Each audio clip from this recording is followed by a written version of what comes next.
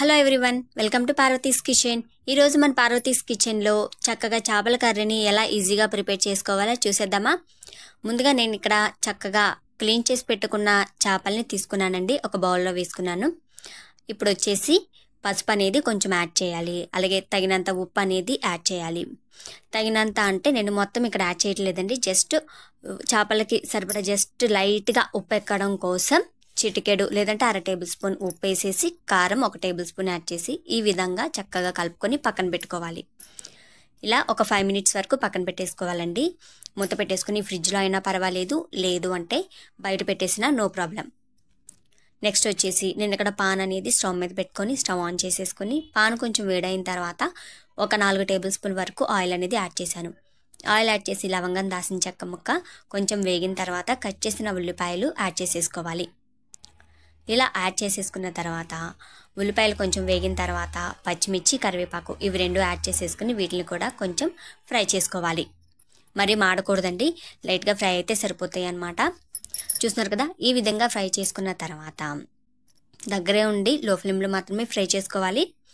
అలాగే కట్ చేసి క్లీన్ చేసి పెట్టుకున్న స్ప్రింగ్ ఆనియన్స్, ఉల్లికాడలు అనేవి చక్కగా మీడియం సైజులో కట్ చేసుకుని వాటిని కూడా యాడ్ చేసుకోవాలి.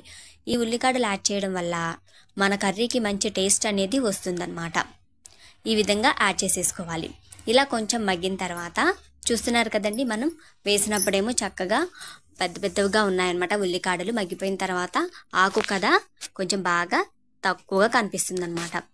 ఇప్పుడు ఈ విధంగా ఫ్రెష్గా రుబ్బి పెట్టుకున్న 1 టేబుల్ స్పూన్ అల్లం వెల్లుల్లి పేస్ట్ని యాడ్ చేయాలి. అల్లం వెల్లుల్లి పేస్ట్ ఆయిల్లో బాగా వేగి మంచి సువాసన వచ్చేంత వరకు ఫ్రై చేసుకోవాలి. అల్లం వెల్లుల్లి పేస్ట్ అడగంటకుండా చక్కగా బాగా వేగుతుందండి, దగ్గరే ఉండి ఫ్రై చేసుకోండి. అలాగే ఈ మిశ్రమం అంతా రెడీ అయిపోయిన తర్వాత మనం మ్యారినేట్ చేసి పెట్టుకున్న చేప ముక్కల్ని వేసేసుకోవాలి. ఈ చేప ముక్కలు వేసేసి ఇప్పుడు ఉప్పు అనేది యాడ్ చేయాలి. అలాగే మరికొంచెం పసుపు అనేది యాడ్ చేశాను. ఉప్పు మనం ఫస్ట్ స్టార్టింగ్లో కొంచెం యాడ్ చేసాం కదండి, దానికి తగ్గట్టు మీరు ఇప్పుడు యాడ్ చేయండి. అలాగే కారం కూడా 1 టేబుల్ స్పూన్ వరకు యాడ్ చేశాను. ఇవన్నీ యాడ్ చేసేసి ఒకసారి బాగా గరిటె పెట్టి మిక్స్ చేసుకోవాలి.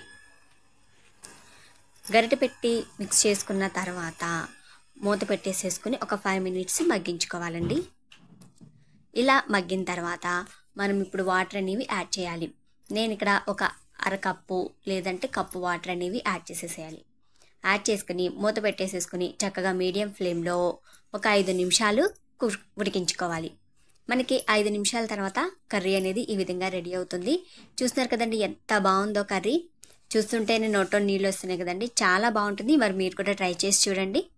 అలాగే ఈ వీడియో మీకు నచ్చినట్లయితే లైక్ చేయండి, షేర్ చేయండి. తప్పకుండా మీరు కూడా ట్రై చేసి